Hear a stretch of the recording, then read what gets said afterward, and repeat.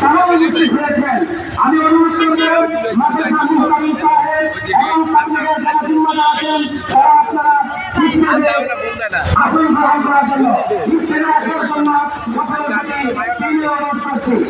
আমরা দেখতে পাচ্ছি মহালিয়া মাদ্রাসার নাজির তালিমাত যারা হযরত আল্লাহ মুফতি মুহাম্মদুল্লাহ সাহেব মাওলানা মাহমুদুল্লাহ সাহেব তিনি উপস্থিত হয়েছেন। মহালিয়া মাদ্রাসা মাওলানা ইদ্রিস সাহেব তিনি উপস্থিত হয়েছেন। মতলবুলপুরের মুফতি ফয়জুল আমিন সাহেব তিনি উপস্থিত হয়েছেন। আমাদের জাফরাবাদ মাদ্রাসা মুফতি ফাহাদ খান সাহেব তিনি উপস্থিত হয়েছেন। মুসলিম মাদ্রাসার মুফতি রবিউল হক সাহেব তিনি উপস্থিত হয়েছেন।